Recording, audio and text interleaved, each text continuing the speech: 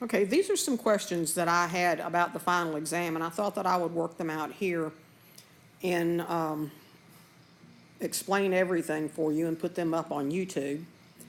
So you'd be able to follow the explanation a little bit better. First question was about problem 47. It says, refer to the tax table for 2016. It says that Chris is single and he had a taxable income of $42,500, and we want to compute the tax that he owes. Now, the key here is to realize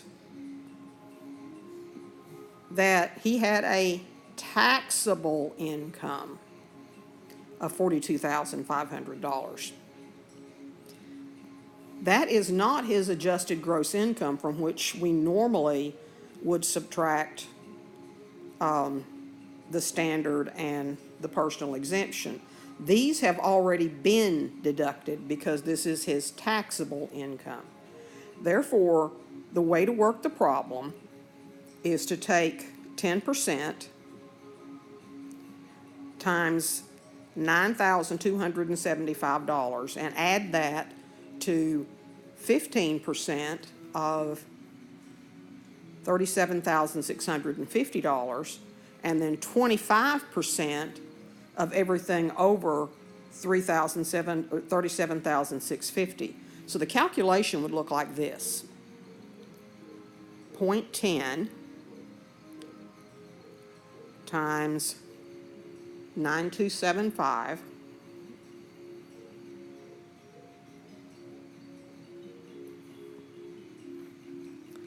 plus 0.15 times 37,650 minus 42,500 plus 0.25 times 42,500 minus, I see I have a mistake, 37,650. Let me get rid of my mistake. That should be 9275, because he already paid 10% tax on that amount.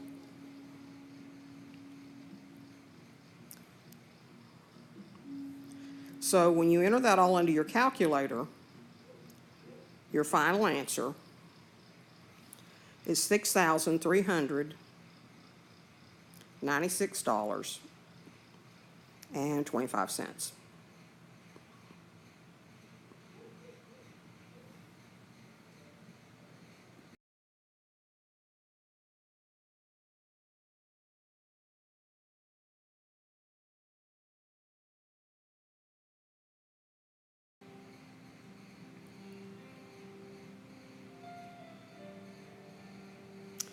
So the next questions I had was about problems 109 through 116, and it says to determine whether growth or decay is linear or exponential, and write the appropriate equation and answer the associated question. Now, little quick review here. Growth means increasing or positive.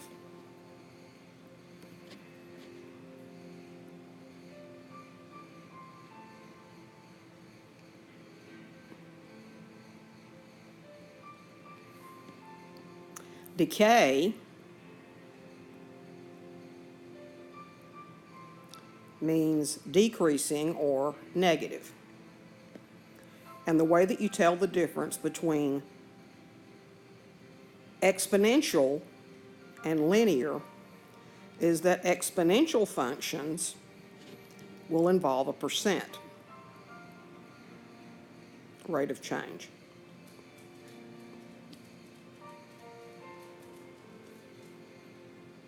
There will be a percentage given. Whereas if it's linear,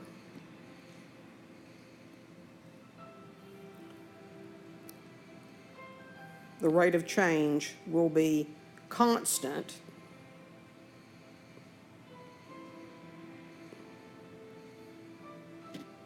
And it will be a whole number. It will not be a percentage. It'll just be a regular number.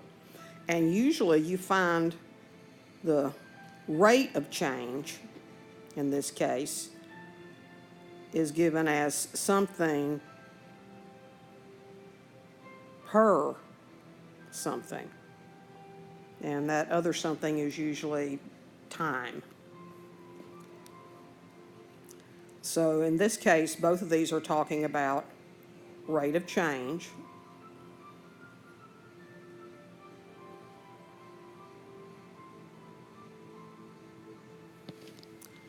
And for a linear problem, we have y equals mx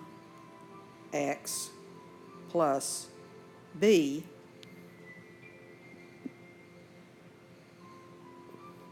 where m is the rate of change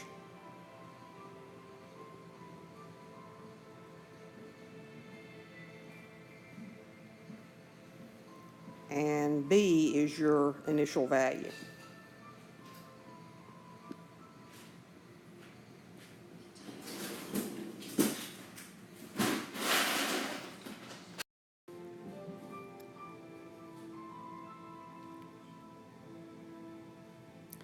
Now, if your function is exponential,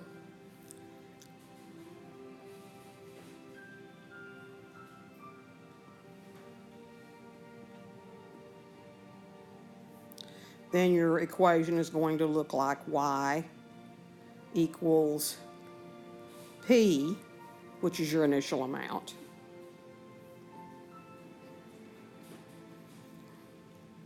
times 1 plus or minus your rate as a decimal. And the plus is if it's increasing, and the minus is if it's decreasing. In other words, it's positive if it's a growth function, and it's negative if it's a decay function. And then that quantity, 1 plus or minus r, is raised to the t power, and t tells you the amount of time. So in this case, y equals mx plus b, your input is actually going to be x. That's your domain value.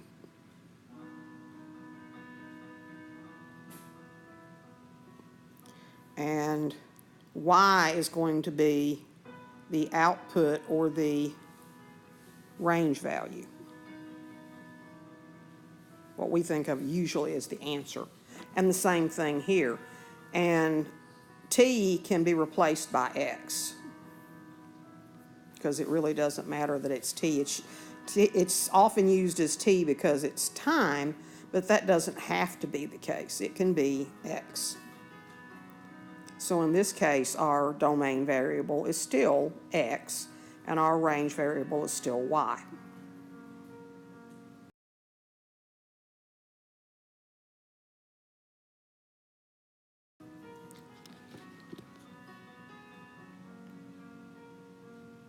Well, it looks like somehow things have gotten mixed up. Let me search for the slide that actually goes with this.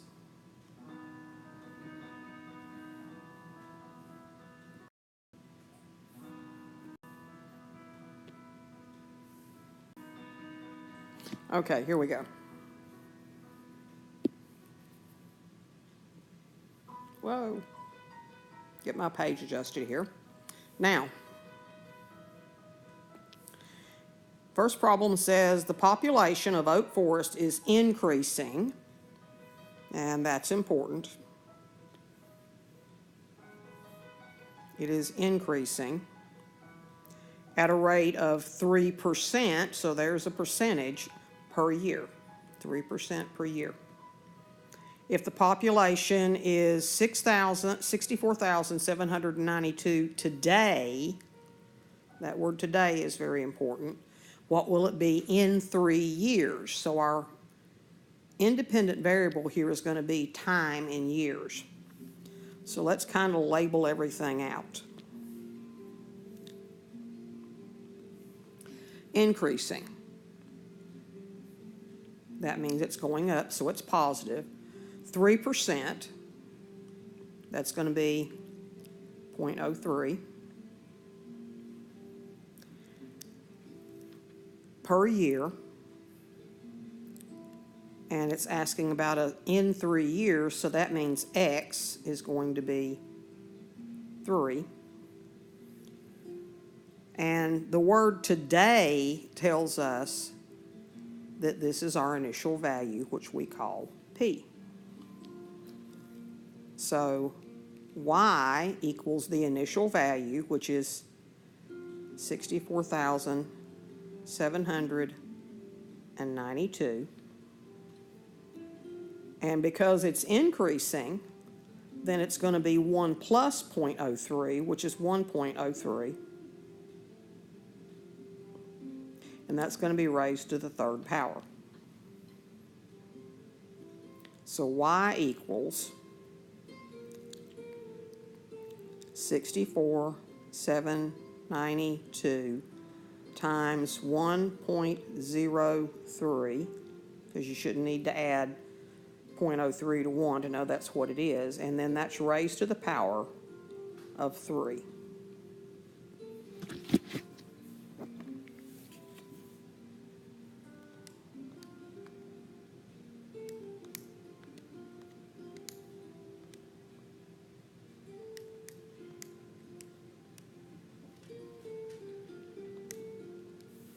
So in 3 years, we expect the population to be 70,799.96, and we don't have 0.96 of a person.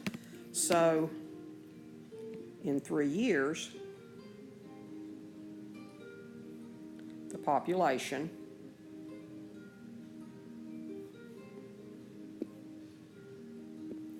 will be 70,800.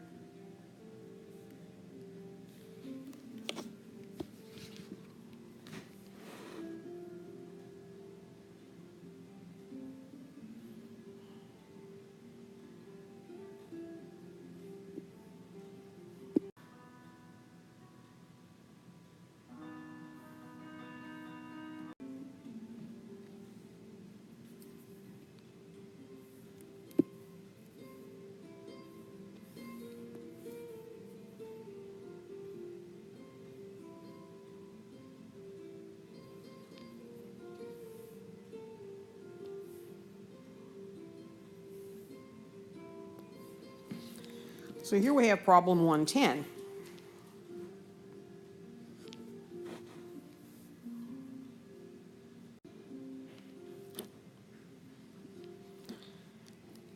And problem 110 says, during the worst periods of inflation in America, the price of food increased at a rate of 6%. So again, this is going to be an exponential problem per month. If your food bill was $500 1 month during this period, what was it 2 months later? Now this time it's per month, so X is going to be the number of months. So that means X is going to be 2. And your initial value is going to be $500. And inflation is a rate of increase. So that means we're going to add the rate. So our formula will be Y equals, you started out with $500.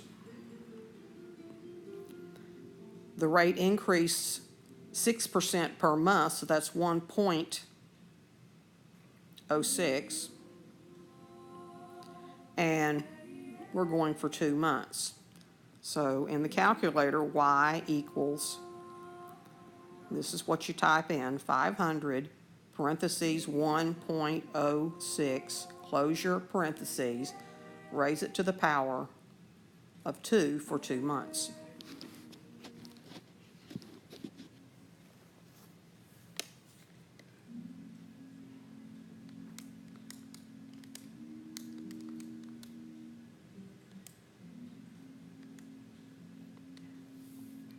And you will expect in 2 months for your groceries to cost $561.80.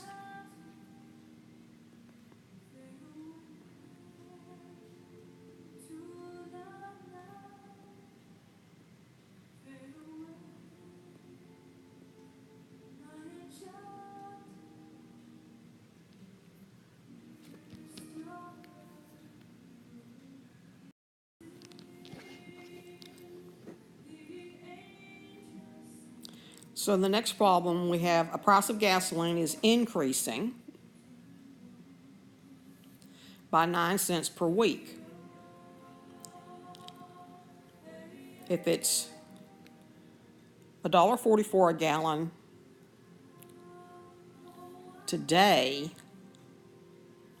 what will it be in 10 weeks? So what we know from this is that X is going to be 10 because it's the number of weeks.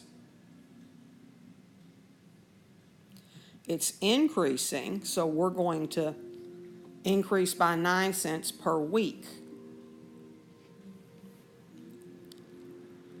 Now, this is not a percentage.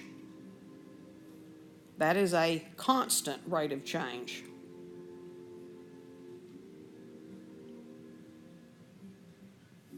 So that means that our slope, M, is 9 cents, and 9 cents is properly written is 0.09.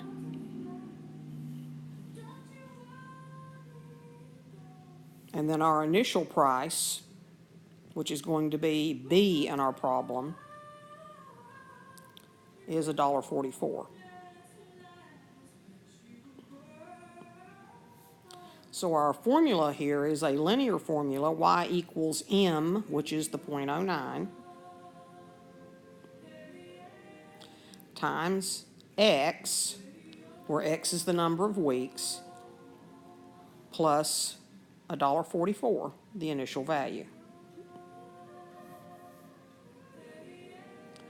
And in our particular problem, that's going to be 0.09 times 10 weeks plus $1.44.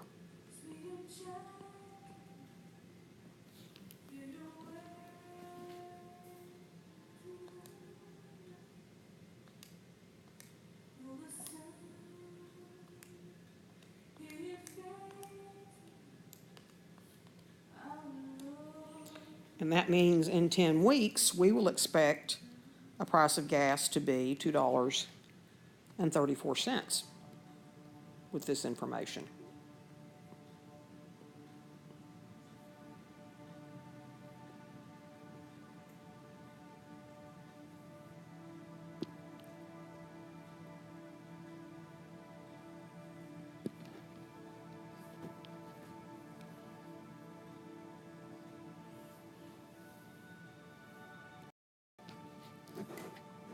So here we have the cost of renting a car as a flat $44, plus an additional 12 cents per mile that you drive.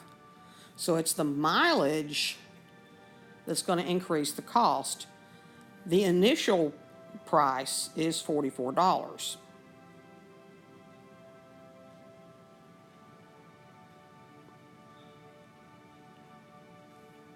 And it's 12 cents per mile.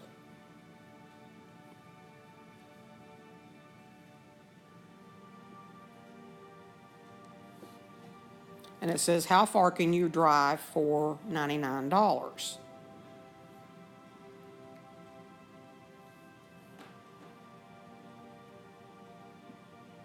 So that means the most that you have is $99, and you need to figure out how far you can drive. Now, you can still use your linear formula to solve this problem. Just take into account that this time we're given the range value, and we need to find the domain, which is the number of miles. So this requires that we solve the equation, but first we have to write it. So our equation is always y equals the slope or rate of change, which is 0.12, because this is linear. Your rate of change is not a percentage. So 0.12 times x plus the initial price, which is $44. And in this case, we know that y is equal to $99. So this is the equation that we're going to need to solve. And in order to solve that equation, the first thing we do is subtract 44 from both sides. And then we have 0.12 times x is equal to 99 minus 44. And 99 minus 44 is 55. So we will take that 55 and we will divide both sides by 0.12.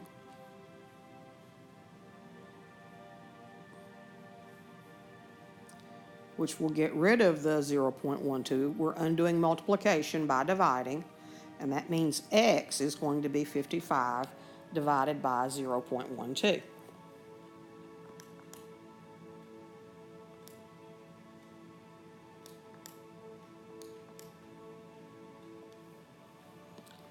And the answer is 458.33.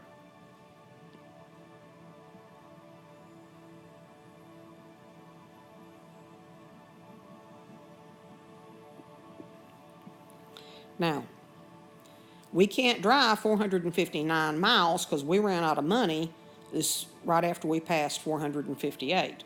So we can drive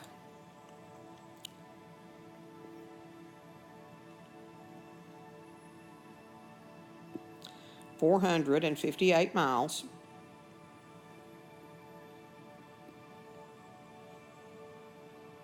for $99. Be sure that you understand in these cases, if the question is about how far can you do or what is the most you can do, you are going to have to round down, because if you round up, even if this had been 458.9 miles, you still can't go 459 miles. You have to only go 458, because if you go that extra mile, it's actually going to exceed your $99.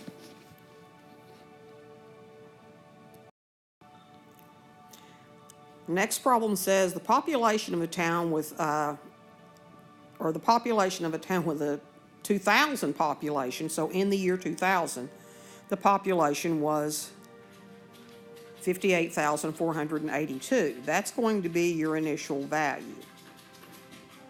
And it's decreasing, which tells us it's going to be negative or down at a rate of 3%, so that tells us it's going to be an exponential problem per year. So our initial value is P, and it's 58,482. Our rate is going to be 1 plus the rate of 3% is 0.03.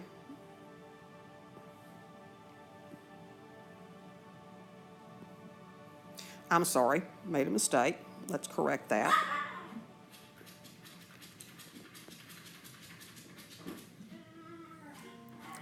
Because our rate is decreasing, it's going to be 1 minus 0.03, which is 0.97. And then we're going from 2000 to 2010, which is 10 years.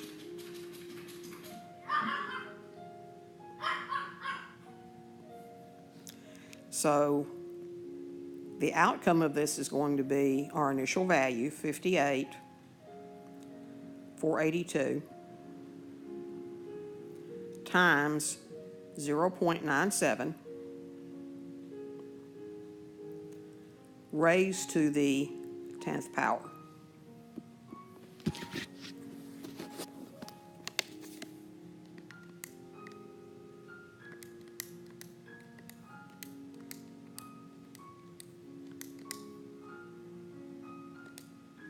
and that's 43,126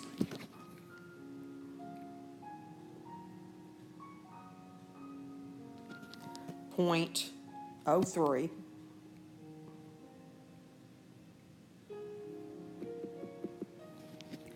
And so in 2010,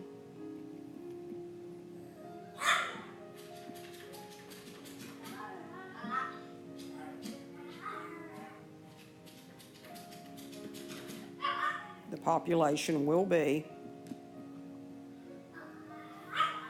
43,126 people.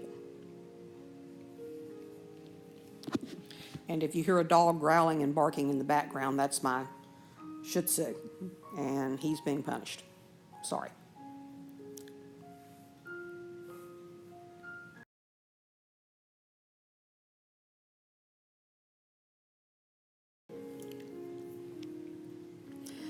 Question 115 says the population of Scoville is increasing. So that's going to be at a rate of 351 people per year. This is not a percentage, therefore this is a linear problem, and the slope of our linear equation is going to be 351. If the population of 354 today, so that's B,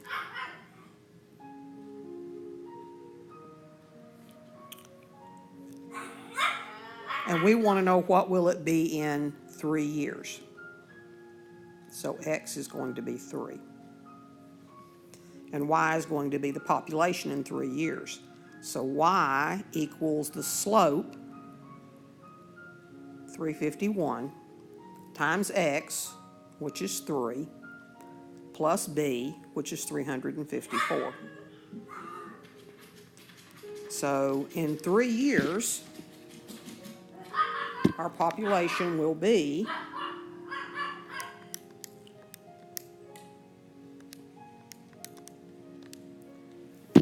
a whopping 1,407.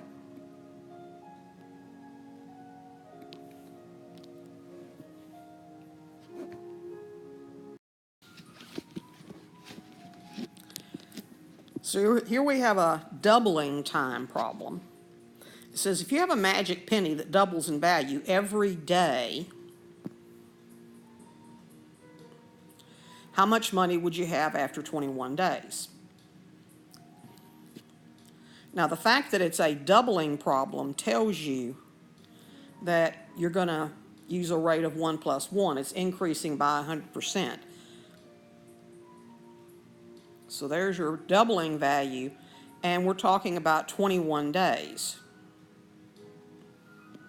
And of course, the initial value of your penny is just 1 cent. So what we want to know is what's that penny going to be worth in 21 days? And the answer is actually a very interesting answer, because you think, oh, it's a penny, it's not that much. But you have to take into account on the first day it's a penny, the second day it's 2 cents, the next day it's 4 cents, the next day it's 8 cents, the next day it's 16 cents, the next day it's 32 cents. So you can see where it will actually grow quite a bit. So 1 times 2 raised to the 21st power is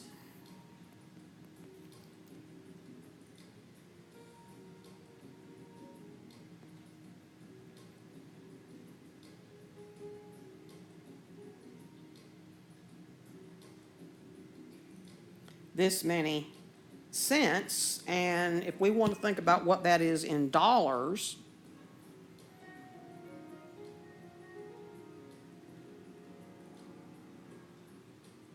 that's $20,971.52. And I don't know about you, but I think I would like to have that magic penny.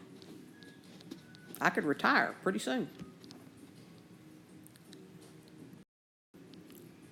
And along the same line of that doubling problem, the doubling time of a population of flies And anybody around here right now, if you've got any fruit in your house, you know this is true because we have fruit flies. Doubling time for population of flies is 2 hours.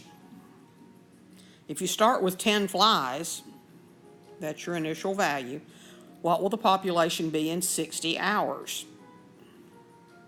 Well, 60 hours is going to be X. And since it's a doubling time, we know that that's going to be 1 plus 1, which is 2.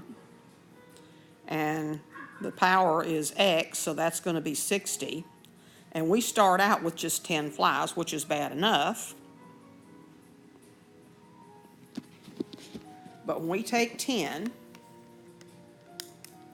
and multiply it by 2 raised to the 60th power, wait, almost made a mistake.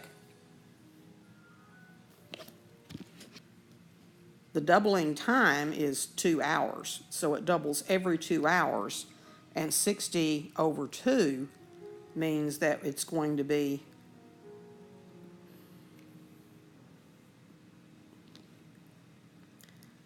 10 hours doubled 30 times, or 10 flies initially, and they're going to double every 60.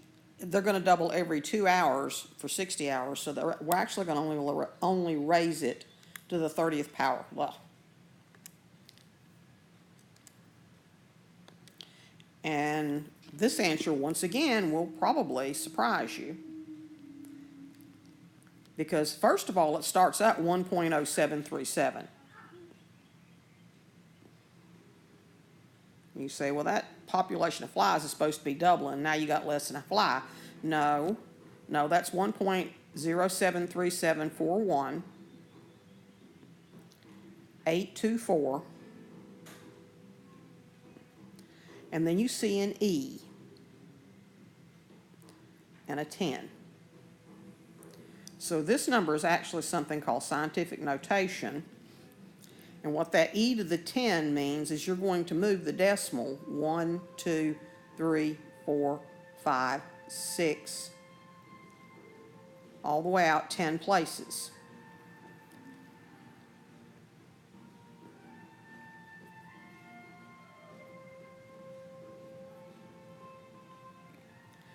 So if I move that decimal, it's going to be after the 0, the 7, the 3, the 7, the 4, the 1, the 8, the 2, and the 4. That's going to be 1, 2, 3, 4, 5, 6, 7, 8, 9. So, I'm going to assume there's a 0 out here. So if I move that decimal 10 times,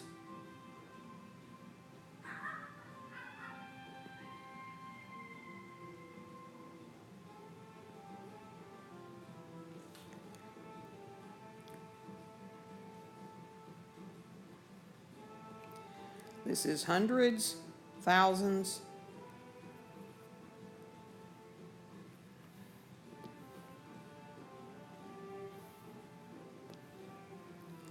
millions, billions. So we'll have 10,737,418, 10,737,418,240 flies in just 60 hours.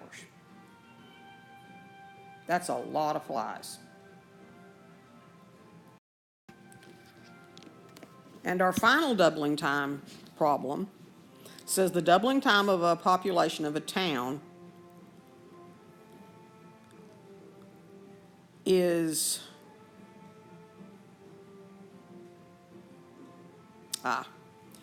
this is very, very poorly worded, and I understand why this would have been confusing.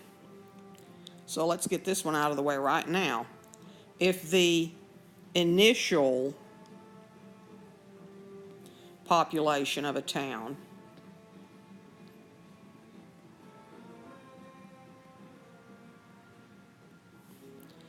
is 19,338 and it grows within a doubling time of 17 years, what will be the population in 8 years? So its doubling time is 17 years. Because it's a doubling problem, every 17 years, its population will be 200% of what it was the previous 17 years. But we're not going to have it grow for 17 years. We want to know what's it going to be in 8 years. So, okay, here we have our last doubling problem, and the biggest problem I see, or the biggest issue I see with this, is that there's a typo in the problem. Because the doubling time of a population of a town isn't a number, that's a population. So what we need to do is we need to correct the wording. The population of a town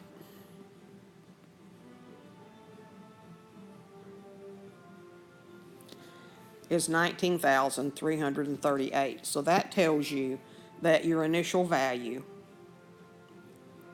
is the 19,338.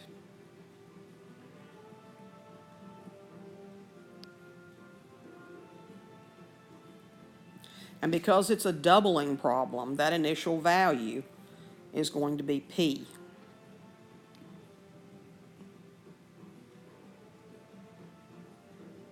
And because it's a doubling problem, it has a doubling time, so that means our rate is going to be 1 plus 1, which is 2, for 200%.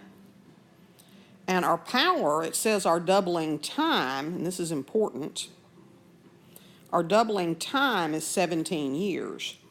And we want to know what's it going to be in just 8 years. So in 8 years, it's not going to double. It's going to increase, but it's not going to double.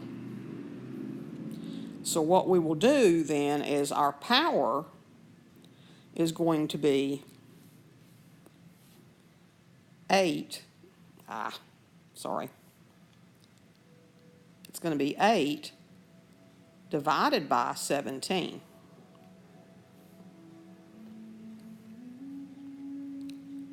So there's our formula.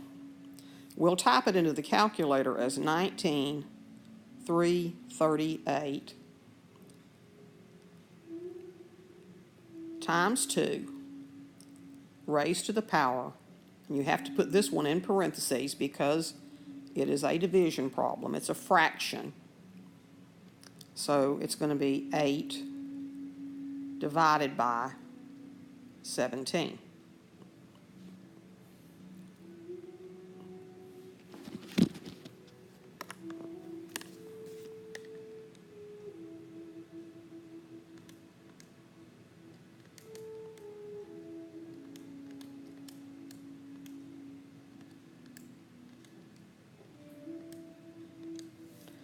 So in 8 years, our population will be 26,796.